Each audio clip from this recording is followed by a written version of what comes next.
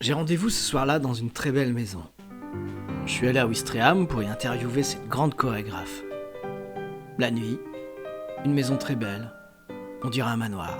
C'est la plus belle maison de la ville. Une semaine plus tôt, nous filmions le dansoir, son théâtre. Elle y chante ce jour-là dans des répétitions en vue d'un spectacle au New Morning à Paris. Tandis qu'elle chante, je filme le moindre détail de son théâtre. Le verre, le bois, le velours, les miroirs.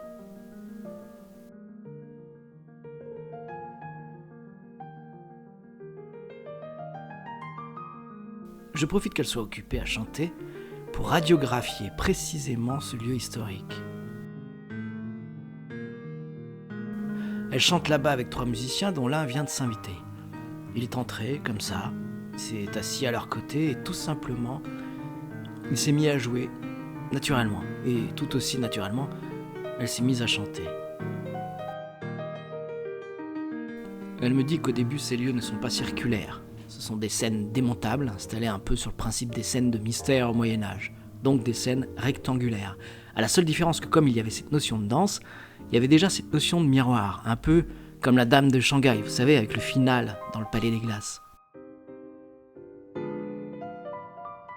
Ces miroirs sont placés là pour faire perdre la conscience, les esprits et les sens à travers l'expérience de la danse. Ce sont des lieux faits pour la danse, itinérants, mais avec une sorte d'environnement vertigineux lié aux reflets. Elle m'explique que l'Église n'était pas tendre avec les danseurs, comparant la danse à la logique diabolique de Lucifer qui se mord la queue puisqu'un danseur part d'un point A, va à un point B, mais plutôt que de progresser à un point C, il lui arrive plus fréquemment que de raison de revenir au point A. Ces lieux seront fermés, interdits, brûlés. Dans les pays comme la Hollande, les pays flamands, les pays protestants, à l'époque de la Réforme. Les écoles de danse publiques sont fermées, les maîtres à danser sont emprisonnés, il y a une chasse à la sorcière par rapport à tout ce qui peut évoquer la danse à cette époque-là. Elle me dit qu'elle a quelques vestiges de ces lieux, des tringles rouillées par exemple. Au XIXe siècle, au moment où la bourgeoisie construit ses théâtres, jalouse ou envieuse des théâtres construits par l'aristocratie, donc théâtre à l'italienne ou à la française, la bourgeoisie du XIXe construit des théâtres sur le modèle du théâtre de Versailles en or et rouge. Les arts de la rue rentrent dans une catégorie de spectacle qui n'existait absolument pas jusqu'au XIXe, qui s'appelle le cirque. Ces formes-là ont besoin d'une maison, donc la bourgeoisie construit des théâtres, mais construit aussi, comme à Paris, le cirque d'hiver, le cirque d'Amiens, une série de théâtres en rond.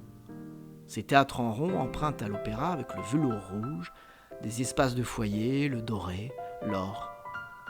Et au moment où cette mode s'instaure, en Flandre, reviennent ces parquets de bal, mais différemment construits, circulaires, faits pour l'itinérance. Je lui parle de ce bal monté que j'ai filmé quelques jours plus tôt. Ces parquets de bal voyagent, de village en village, faits essentiellement pour la danse. Il y a quelques spectacles de cirque, de marionnettes, des spectacles populaires qui ont lieu dedans, mais ils reprennent essentiellement leur vocation de parquet de bal, mais empruntant à nouveau à l'esthétique de l'opéra, avec velours rouge, boiserie, et quand même ces fameux miroirs qui restent là. Et le dansoir, qui de son vrai nom historique s'appelle Café Revue, est l'un d'entre eux qui, à la fin du XXe, va survivre. Je repars de chez elle. Une femme est là, ce soir, pour des essayages de costumes. Assise dans ce très beau salon entièrement blanc. Les chaises, la table, la nappe, les murs sont blancs. Je repars de cette belle maison qui surplombe la ville.